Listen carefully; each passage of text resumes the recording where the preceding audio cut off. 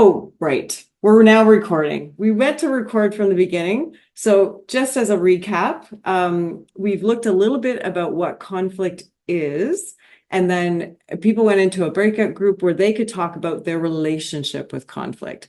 Because as a facilitator, we bring our whole self into the room, and therefore how you interact with the conflict will have, even if it's a minute effect, it will have an effect on the conflict that's happening.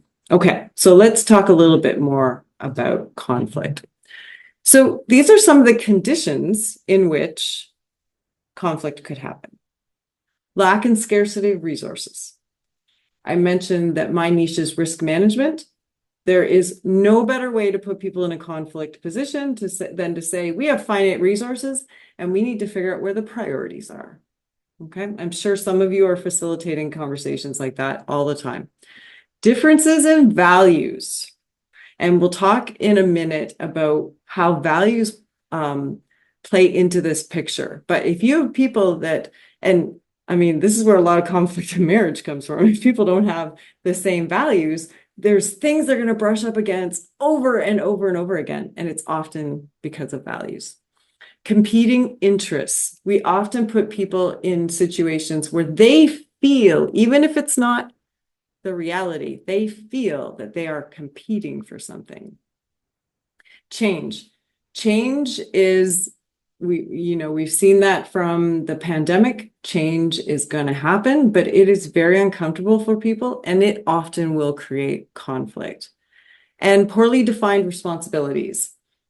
Often when people come to me and they say, I need a strategic planning session, and we start talking about the details, I'm like, the good or the bad news is you don't need a strategic planning session. You need a difficult conversation. And often figuring out who does what and being very clear about that resolves a lot of problems. So the question I have for you, and you can share it in the chat, do you have any of these precursors for, your facilitated session? Or what type of sessions are people facilitating where they're seeing that these are the conditions?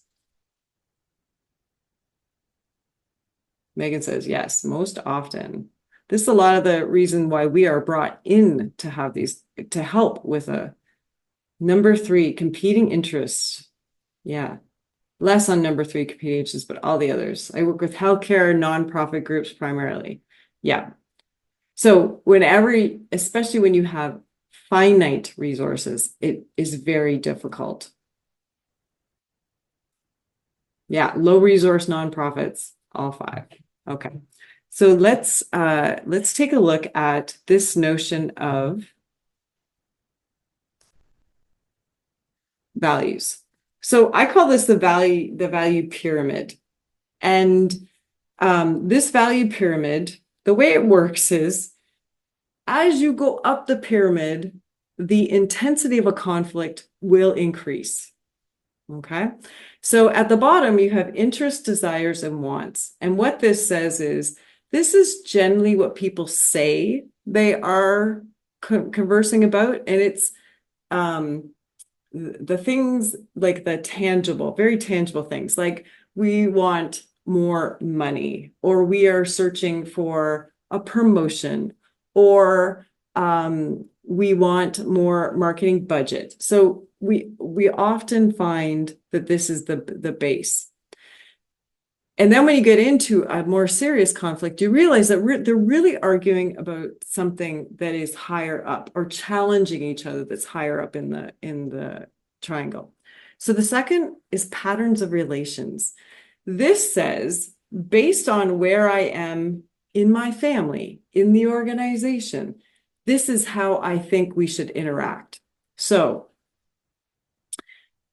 I'm the big sister in my family. And with that comes some notions about how my little sister should act. And when she doesn't act that way, or I don't act a certain way as the big sister, we get into a conflict. In an organization, if someone goes above me and talks to my boss without talking to me first, we're in a conflict because my notion of a relationship is that you would come to me before you come to someone who's senior than me. Okay, these are examples of a relational pattern that can cause a conflict. Now, at the top of the pyramid are the judgments, and these are what I fundamentally believe my view of the world is. And if my fundamental belief of the world is different than your fundamental belief of the world, we could have a problem. Okay. So as you go up, it becomes more severe. And right now I'm reading this book called The Given Day. Dennis Lehane, he wrote Mystic River and some things that have been made into movies. Amazing writer. And he's talking about after the First World War, the conflicts that were happening between the unions were starting to get some attraction, and the people owning the companies. And this is a very fundamental judgment. The wealthy elite were saying, you should be grateful that you have a job and I am providing you a way of living. Those people that were bolstering the unions were saying, you should be grateful I'm doing the work or there would be no company. And I'm not even getting the fundamentals of fairness in this world. And so you come up with a huge conflict because fundamentally the judgment of how the world should be was very different at that time. Okay, so keep this in mind because as you start to see conflicts in your sessions, do the mental math to say, how far up the pyramid am I on this? And we'll talk about how to react to that differently. Okay. Another way to look at it, crucial conversation. And I have the book here, Crucial Conversations. It's a discussion between two or more people where stakes are high, opinions vary, and emotions run strong. Okay, so lots of times we see this play out in our sessions. So this is what we want to do now. We want to experience a conflict. And like I said, don't get stressed out about it. It's a conflict role play. We'll give you the role play in a second. And in your pair, so that's why we wanted to choose A or B.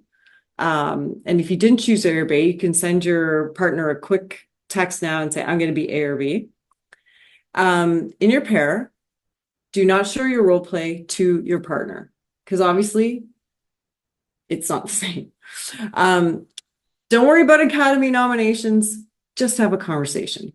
If it's in the role play, act according to that role play. If it's information that's missing, make it up. No big deal. Be respectful. Be kind. And if you get out of your depth, say Scooby-Doo. So my sister and I, when we travel, if we're getting to that point where we need some space, we say Scooby-Doo.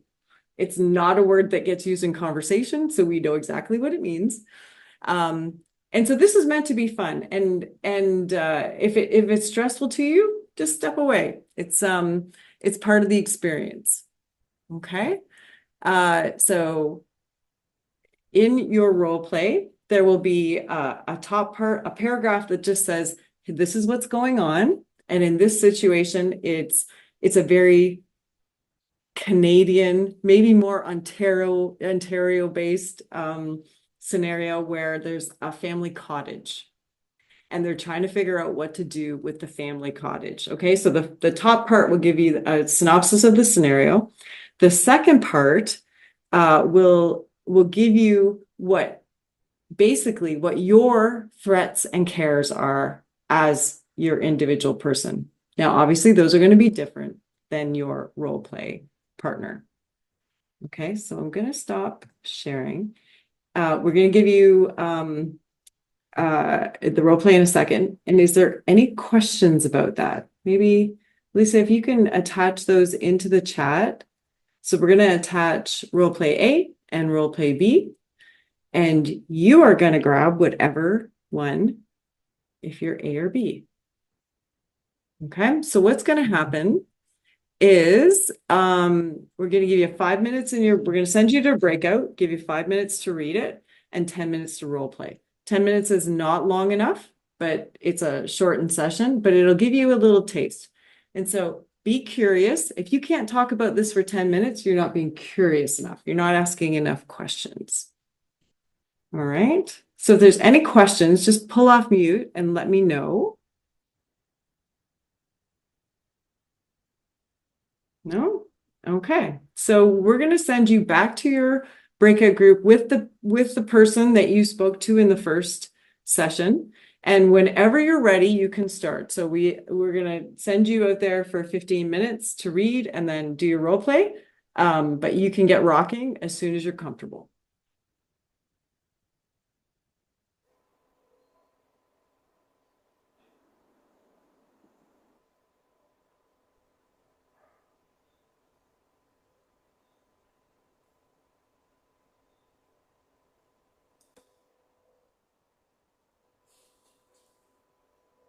Okay. We So are is all everyone here. back now? Everyone's here. Okay, great. So I've put a slide up about some things we want to consider now. And I want you to think about how that went for you. So what were the signs that there was a conflict? I mean, I teed it up ahead of time, right? I told you there's going to be a conflict, but I want you to kind of break it down and say, well, what was it that you were like, what? Did you have full information going into the scenario? The answer is no. What was the aha moment where you were like, wait a minute, we are not approaching this the same way. We have different information. So where did those aha moments come from? And just what did that conversation do for the two parties? How far did you get and what happened? And how could this be a more productive conversation? So just have a look at these questions for a minute. And then I'm going to ask people to share whatever, to whatever extent they feel comfortable about what happened for them.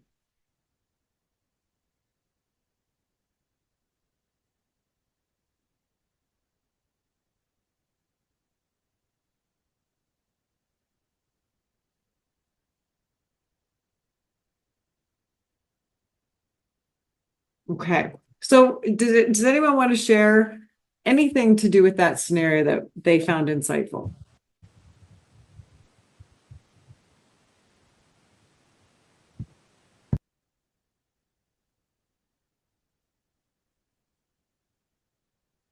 Alona? Yeah, I'm gonna share a bit that it was pretty curious that I was a player B, and like with a tricky question, I tried to ask my player A, like, how do you think parents would want us to behave? Because I had a like context that father would want us to sail. And when I've heard by the answer of player A that she's like, oh, I think they want us to keep it, then I decided to put my ace on the table, like, look, dad talked to me and he's blah, blah, blah, blah. And then I was so wondering, like, curious that she has, like, like, whenever you're bringing us this topic, a mom talked to me and she said, like, vice versa. So, like, the inside moment here for me is that during the conflict, we should faster bring on the table all the aces that we are trying to keep to the late moment that I will use it later. No, and that was the moment when I've asked player A one more time, okay, Joe, then maybe you have some more information to share, like we've discovered about the mama and papa. Is there anything else that you would like to share with me? Let's put everything on the table. So that's the most like insightful moment for me, to bring on the table everything right away.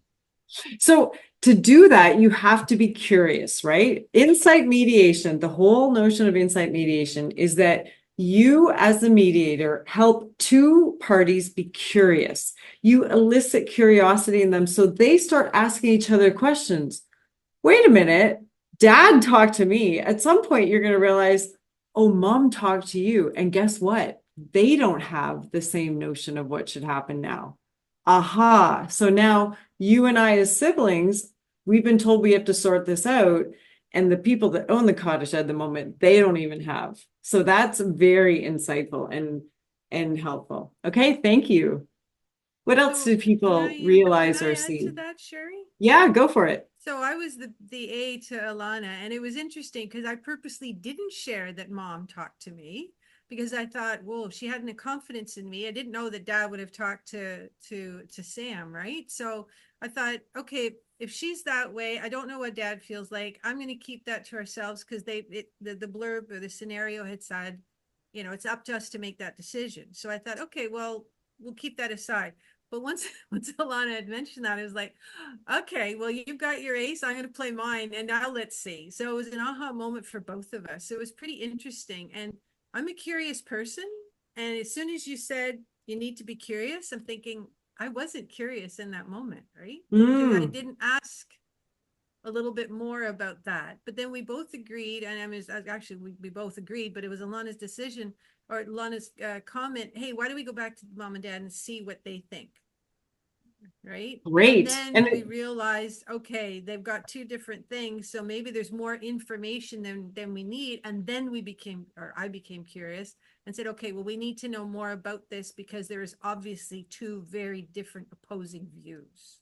great. And I want people to think about, you brought up the notion of confidentiality, right? And I think exploring conflict, confidentiality is a pillar that you need to upfront decide how you're going to deal with. Okay. And we'll talk about this in a couple of minutes too, because I think you held some information back because you thought, is this confidential? But there's a way to deal with confidentiality in a group that they feel comfortable sharing as long as it doesn't go back out to the world after. So I think confidentiality is a piece to explore further too. Thank you. Megan, then Julia, then Joy. I think it's an interesting piece that I was just going to say the same thing around, I thought about how I would approach this with my brother. We have a family cottage, similar. My parents You're just from bought Toronto, that's why. Right? Different, but my parents just bought it just 10 years ago from my grandparents. So it's kind of, in the future, this could be me. But I thought, that piece around confidentiality, I think Celeste and I immediately shared all information. I think there was never, it didn't occur to me to hold anything close to my chest. I'm a very kind of open person. And it just made me think about, this is how I would deal with it with my brother. We'd be like, okay, our parents have told us, like you're saying, there's confidentiality within the group. Like I would say, dad came and talked to me, did he or mom talk to you? And I mean, reading this scenario, I kind of had a sense that was the case, but I think to your point, making sure that having those truthful and honest conversations so that there's no missing information. But it just made me reflect on how that's probably how I deal with things with my own siblings. So yeah, right. And so it all comes back to how do you deal with stuff in your family of origin? A lot of it comes back to that. Thank you. Julia. I was a B player and I was trying to play it as a pushy person who honestly doesn't see what we should discuss, that it's obviously that we should sell the cottage because of different reason and all these memories. It's okay, it's important, but not the reason to spend more resources and time on the cottage. And actually my partner, she tried to be more polite and to explain all this mom's, dad, and ask what our parents think about it. And actually, it shows me that not usually, very often when somebody started to discuss, one person can behave this way, just to bring that, okay, it's already decided and it's just a formal discussion and I'm not really interested in your opinion because I already decided how it should be. And as a result, it also leads to the conflicts because the counterparty try to defense. Yeah, and so your role play was written in a way that if you were going to play it to the T, it was actually encouraging you to be a bit of a bully and to be aggressive. But I love what you were saying about as a facilitator, if you can elicit curiosity in the other parties, it's your job to be curious and to elicit curiosity. And that way information would come out and break down some of those emotional like barriers of I've already decided what the answer is, right? But we want to move away from that. Great, thank you. So Joy, Pedro, and Lisa, and then we'll go to the last exercise. Joy. Yes, so I was with Sharon, and I think we sort of together put the parents to the side, because I think we sort of leaned into, well, they've asked us to decide what to do. So I didn't even know anything about mom, because mom never came up. I was B. The only thing I mentioned about dad was to say, well, he thinks that the market is kind of at the peak. The housing market is kind of at the peak right now. But I didn't say that he wanted to sell. I think we just sort of automatically we're focused more on our relationship and our childhood view of it. And I expressed my concern about her ability to really invest the time and effort into maintaining this. And so we sort of came to a resolution of like, well, let's get more information. Let's give ourselves a month. Let's research the actual possibility of selling. Sharon had a great idea about we could possibly put it up for Airbnb. We're like, okay, let's research that. Let's find out how much it actually costs to maintain the house. What do we have in the budget? So our leaning was towards like, okay, well, I have a feeling, you have a feeling, let's actually get information and data. And we're like, we'll let mom and dad know what we're talking about just to keep them in the loop. But we set a time of when we were going to get all this information.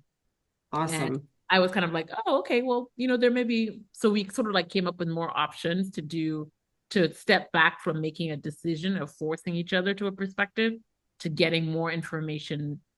Great.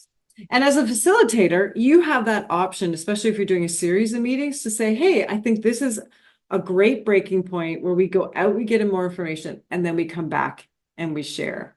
Like as a facilitator, you can set that program. And I think that's a really good insight. Thank you. Pedro. Yeah, in our case, so I could actually relate very closely to this role play because we have the exact same situation almost to the letter over here in my wife's family. And we've actually participated in very similar conversations a couple of years ago. And so I have like a general reflection. I think it comes not necessarily from this exercise right now, but from my experience in these kinds of conflicts is to, and I'm a big science fiction fan. I love Star Trek, and there's a concept that comes from Star Trek lore called the Kobayashi Maru, which is it's a no-win situation, right? It says like there is no correct resolution. It's a test of character. And I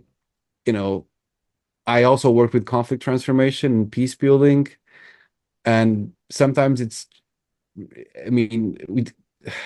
we have this tendency to assume that there's going to be a resolution or there's going to be something coming out of it, and most of the times it's a test of character. There is no correct resolution. There is really no way out of it, but it's how you deal with it that is the actual test. It's a no-win situation, right? And so it made me reflect that sometimes we also have to come in as a facilitators with that possibility that there may not be an out on this one. Right.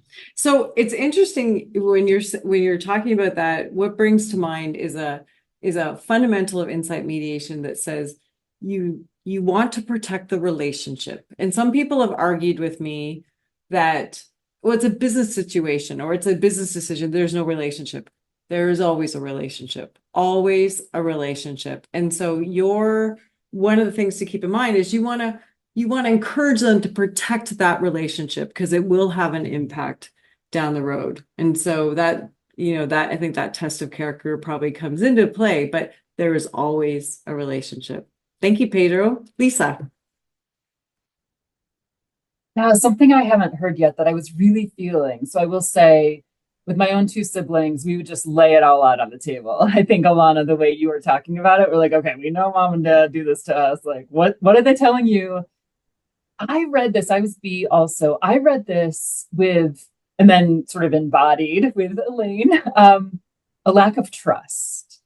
And when I think of like, you know, one of the ways to think about the elements of trust, I was thinking like, I don't trust Sam or Joe in terms of like capabilities to actually keep this house up and follow through, right? Like, so I didn't feel like I don't trust your intent or your values. And it was really interesting to hear her reflections on like the relationship with mom. But to me, the trust piece here personally made me approach this differently as a character than I would have as a person. And yeah, I'm just curious about like what, you know, what to do about that, because in a group where you're supposed to be doing a strategic plan and all of a sudden you're unsurfacing like conflict based on like these patterns of relations that have broken trust. It's like, I just need to give you 3 priorities that you can put on your website. Like, Love it. at some Love level, it. it's like, how much of this is mine and how much of this is you got some stuff that you need to Totally. handle. I'm going to talk about that in a second, but I think it's very important to recognize that you as a facilitator, if you can build rapport and trust, you are going to get the group to where they need to be so much faster. And so I think in our last discussion in your group, I want you to think about what are the things as facilitators that you do to inherently build rapport and trust.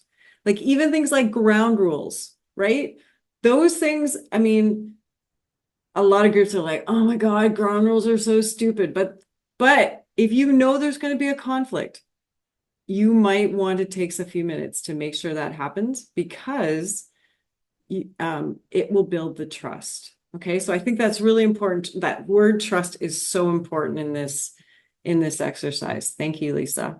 So let me just quickly go through a couple more slides, and then there's one final breakout we want to do quickly, where we kind of share what we're going to do about this. Okay. Another thing from Crucial Conversations that I want you to keep in mind is this thing: refuse the fool's choice. They say that most people believe there's only 2 choices. You speak up and make an enemy, or you suffer in silence and there's a bad decision. But there's another one, and that is to add to the pool of knowledge. You as a facilitator want to encourage the group to add to the pool of knowledge. And a couple of you did that in your role plays, right? You're like, something's missing here. I'm going to lay it on the table. People who are skilled at dialogue do their best to make it safe for everyone to add their meaning to the shared pool. Even ideas that are at first glance appear controversial, wrong, or at odds with their own beliefs. Because I'm sure many of you have been in a facilitated session before, and the idea that someone puts forward and people are like, oh my God, is the one they actually go with at the end. Because when they break it, when they work it through, they're like, this is actually brilliant. As stupid as it sounded at the beginning, now that we actually have defined the problem and know what we're trying to solve, that actually sounds pretty close to the solution. So you want the wisdom of a crowd. You want everyone to be inputting into that pool of knowledge, and that you can facilitate. So this comes from Michael Wilkinson, is kind of like the rock star facilitation in some areas. And he says there's 3 levels of disagreement. At the bottom level is information. And this is where, if you're a facilitator, you can have people add to the pool of knowledge, right? And people might then be like, okay, now that I have the full information, I think we can come to a solution that works for everyone. There were parts I did not understand or that were missing. The second level is experience and values. And so this is where you get like, of course, marketing wants to spend a lot of money and get the message out there, and accounting saying, no, we don't have a budget.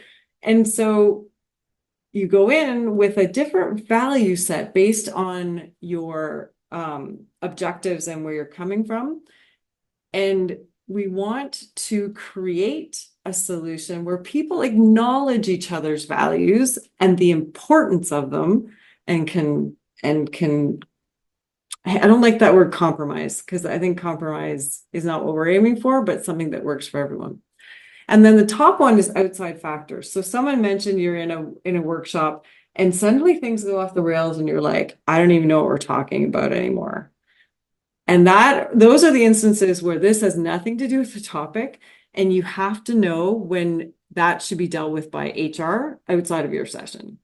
Okay, this does happen. You are not responsible to deal with all conflicts, nor should you, right? So you take a break, you go to the parties involved and say, I'm not really sure what's going on. I would really love for this to be addressed, but I don't think right now today is the place for it. And I would use that sparingly, right? Because you want to serve the group, but you want there to be good rather than harm come from the sessions. Okay, so a final breakout. We're going to go out for just like 7 minutes. So people can start sharing their information about, okay, number one, what are some of the methods you use as facilitators to build rapport and create a trusting environment? We talked about trust. How can we facilitate adding to the pool of knowledge, getting people's information there? And what can we do before a session to prepare for a conflict? So I always say that I always do upfront interviews, because then I can start talking to people and go, okay, I know what's going to happen here. Okay. So Celeste, I see your hand up. Yeah, but I will wait for the wrap up of this exercise, because I was going to refer what I do to anticipate any situation. So I will. Great. Yeah, no problem. Okay, fantastic. So we're going to send you right away to the breakout groups, and I'll send a broadcast with those questions just to remind you. Okay.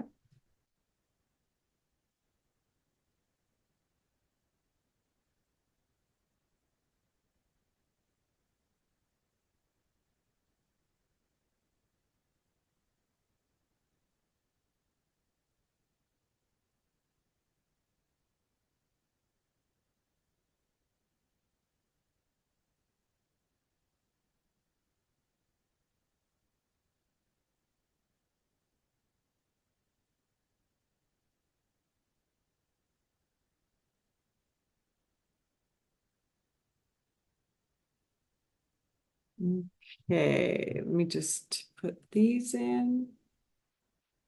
Right at time. I understand we're right at time. I'm glad that everyone had a chance to talk about it in their breakouts. Anyone who wants to stay on the line right now, we'll have a plenary share, but we understand if you have other engagements to go to that you have to go, we understand that completely as well. And so I mentioned before you went to breakout groups, there's things you can do before a session, during a session, and after a session.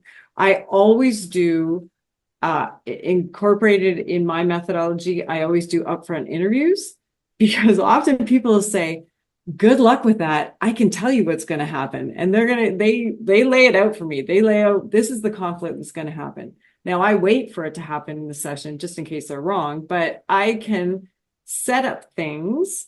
I can set up things so that, where I seat people, if it's table groups, where I, grab people's information so I don't have someone, monopolizing a situation. Like I can start thinking about the process I would use to set, like right at the beginning. Sometimes I do visioning because it gets people in a positive frame of mind. If I hear that there might be some things to do that come up negatively. So there's things we can be proactive on. What are some of the things that you talked about, for those of you still on the line, what are some of the things you talked about in your breakout groups that would be helpful to share?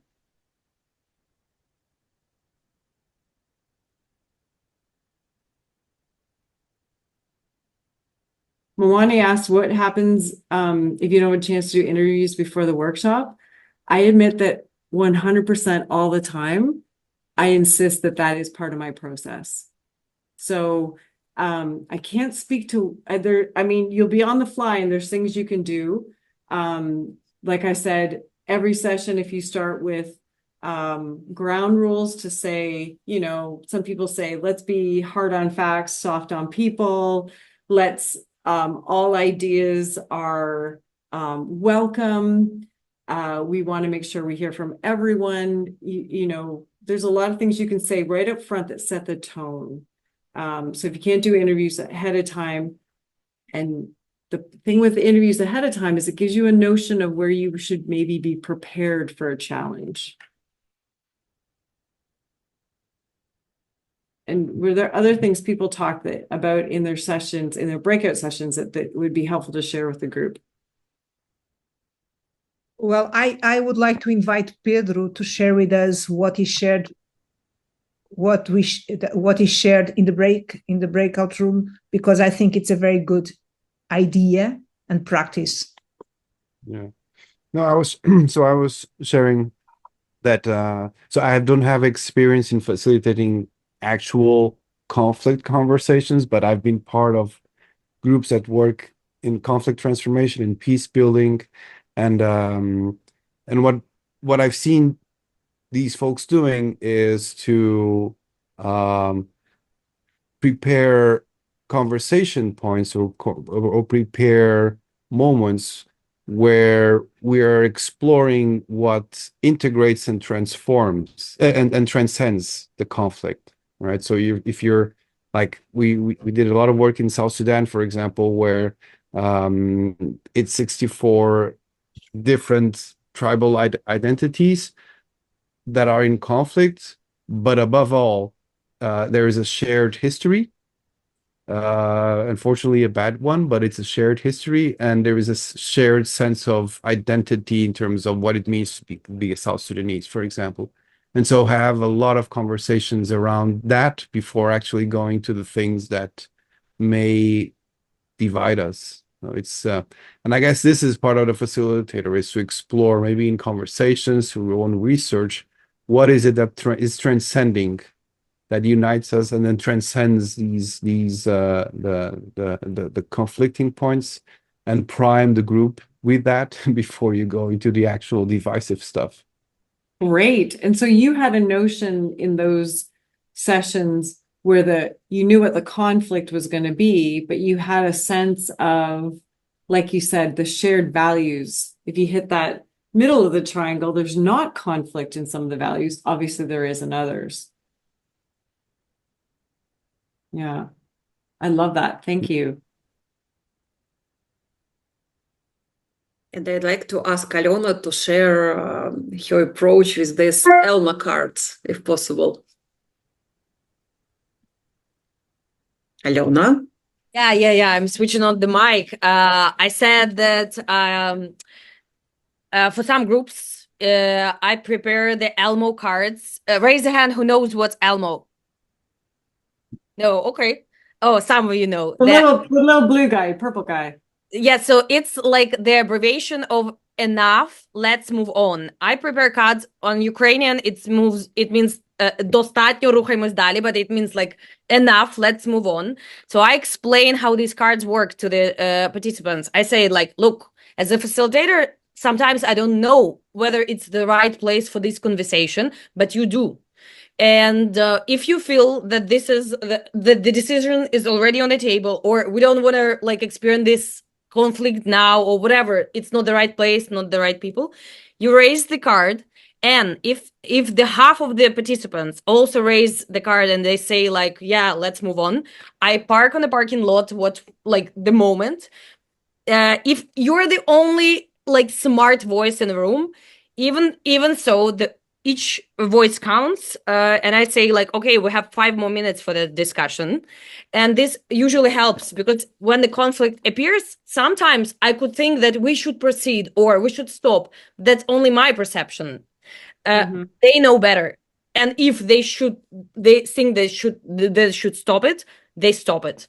If they think that this is a perfect place to do that, even in like through this agenda, they keep it. So like I give the authority to the group to decide, is it the right place and choice. Right. You leave it to the wisdom of the crowd, right? Exactly. They know best. They know best. You have provided a process. The Elmo cards are a process and a tool, and you let the wisdom of the crowd make the decision. Yeah. Great. One thing I want to address, and I've touched upon it, was confidentiality. And so when I'm dealing with a topic that I know is going to be tingly, I remind people that my interviews ahead of time were anonymous, and the information I brought through to the group are the threads that a number of people said in the collective. I also say, let's have a conversation. I put it right on the table. Let's have a conversation about confidentiality, because there are instances where you want to take information from the conversation back out to the greater organization because you're trying to create solutions.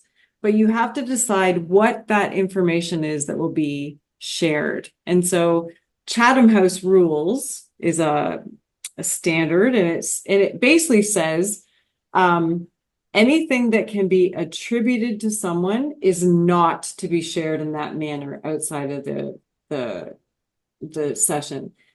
And yet if you can talk about details of the session without attribution, that might be an acceptable format for the group, and you can talk about that. Because confidentiality means very different things to different people. And I think it's very important to build trust that you have that conversation as a group. Yeah. Any other things that people came up that they think are really important to share with the group? We could come up with a list, and at least you can see her typing. She is coming up with a list that can be shared. And I see some things in the chat, some great aha moments. And I also see Celeste has a link for events for future IAF. So with that in mind, Celeste or Brian, did you want to sign off with a closing comment? We could talk about this for hours, and I have sessions that are longer, and we do just that, but we are limited in time today. Yeah, we can have a quick wrap up, and if someone wants to stay for a couple of more minutes, I know we can do that. From my part, has been a great session. I knew it was going to be a great session since the first moment we spoke about more than a month ago, actually. I knew it was going to be a great session, and I was really expecting today. So from my part, I just want to remind you of a couple of dates, and I'm going to paste them on the chat, and that's for future events from this community. August 6th at 5 p.m. European time, we're going to have Connect Hub. This is more like a laid back gathering of facilitators. This is like your coffee time with friends. So this is very relaxed. There is no agenda or no topic set. It's just let the conversation flow, and we'll see where it gets us.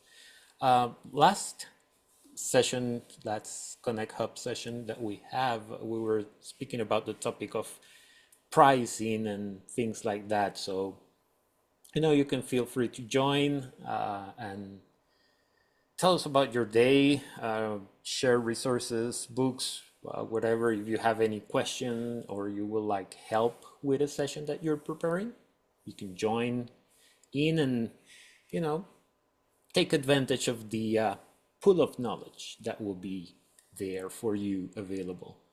And also, we also have Connect and Share, which is this kind of sessions that will be on August the 22nd, 5 p.m. European time as well. We don't have the topic yet, but we know it will be held that time. So stay in the loop for updates on that session. And that will be from my part. Celeste, I know you have some more to say. Not really. It's just really to say thank you. As you know, this is part of this Future Now community. The Future Now community was created early this year to welcome young facilitators, and I say young because of the age. So we are targeting to attract younger people to our association because it makes sense. Yeah, because of the value of different perspectives, of different insights, and the challenges that young people, young facilitators can make us senior ones.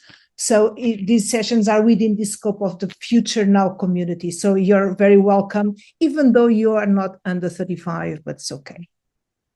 I'm not, so, and I'm here.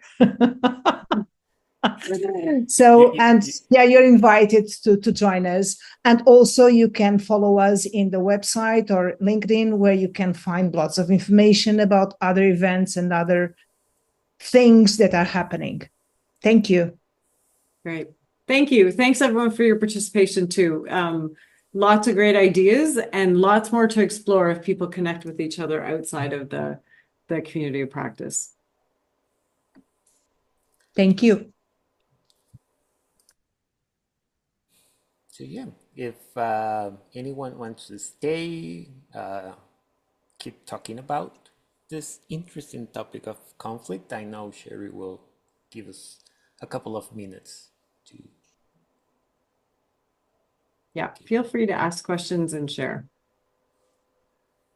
I think Celeste had an idea about what she does before the meeting to manage conflict. It was like left on the air, but I don't know if she shared that. I shared that in the group. I shared what I said was that I always try to, I ask my client what's happening in your world so that I can have information about what's happening there and what type of situations that can be more conflicting among people there. And also, as you said, Sheri, if we have the opportunity to check in with 2 or 3 participants in an informal way, but how do you see your world and what are the pain points or what are the good things happening? Sometimes they give us very good information for us to anticipate something, even though sometimes we don't anticipate at all, and some things may happen.